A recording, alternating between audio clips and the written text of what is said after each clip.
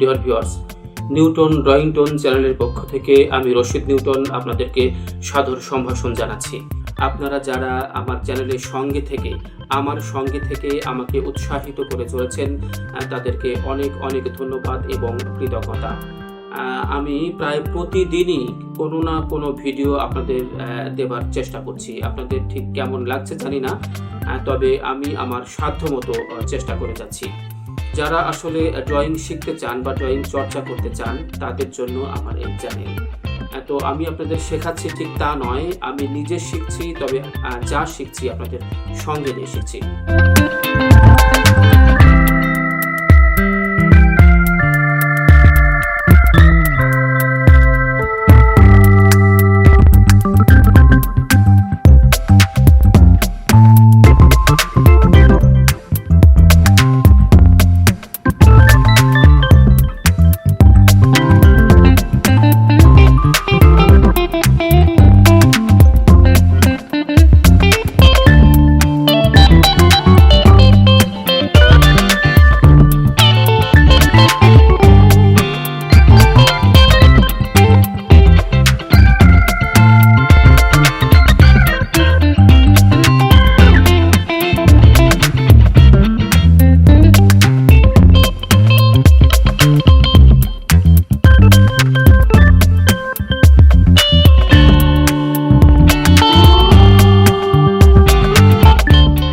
ছবি আঁকার কিন্তু কিছু নিয়ম কানুন রয়েছে, অর্থাৎ যারা জাত শিল্পী তারা কিন্তু আসলে তাদের ভেতরের প্রতিবিম্বটাকে কাগজে ফুটিয়ে তোলার চেষ্টা করে, তাতে একটি সুন্দর ছবি হয়ে যায়। তবে কিছু নিয়ম কানুন কিন্তু রয়েছে, আর্টেরও কিন্তু কিছু গ্রামার রয়েছে। আমরা যেমন ছোটবেলায় অ আ ক খ শিখে কিন্তু আমরা পড়তে শিখেছি, লিখতে শিখেছি, আর্টেরও তেমন কিছু নিয়ম কানুন রয়েছে। আমরা আমাদের ড্রয়িংগুলোর মধ্যে দিয়ে সেই গ্রামারগুলো আপনাদেরকে দেখিয়ে দেবার চেষ্টা করব, শিখিয়ে দেবার চেষ্টা করব, একসঙ্গে শিখবার চেষ্টা করব।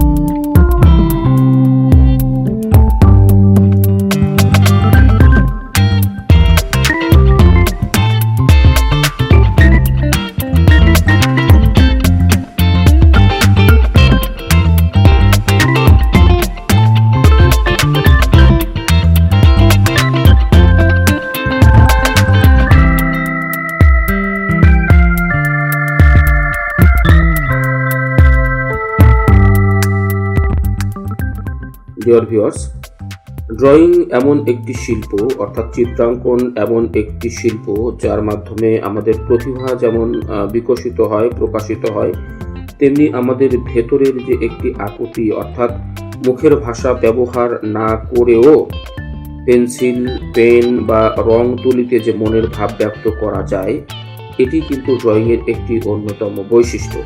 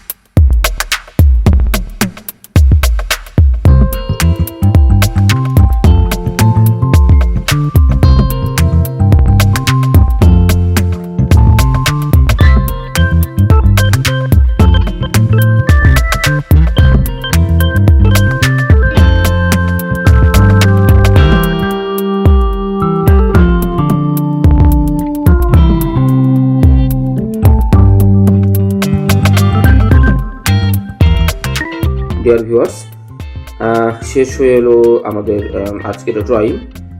আপনারা দেখতে পেয়েছেন যে ছবিটি আমি এতক্ষণ ধরে আঁকার চেষ্টা করছিলাম সেটি কিছুটা কিন্তু শেপে নিয়ে আসতে পেরেছি। অর্থাৎ নিশ্চয়ই আপনারা বুঝতে পারছেন যে স্টেপ বাই স্টেপ একটি নিয়মতান্ত্রিক ধারাবাহিকতার মধ্য দিয়ে কিন্তু আমরা এই ছবিটি, এই ড্রয়িংটি বা এই চিত্রটি কিন্তু শেষ করবার চেষ্টা করলাম। আর্টের মধ্যে কিছু গ্রামার রয়েছে, কিছু নিয়ম কানুন রয়েছে যেগুলো জানলে আসলে ড্রয়িংটা ভীষণ সহজতর হয়ে ওঠে এবং অত্যন্ত জীবন ঘনিষ্ঠ বা জীবন্ত মনে হয় সেই ড্রয়িংটি। তো আপনাদের কেমন লাগলো জানি না, যদি ভালো লেগে থাকে লাইক কমেন্ট করে আমাকে উৎসাহিত করবেন। সবাইকে অনেক ধন্যবাদ।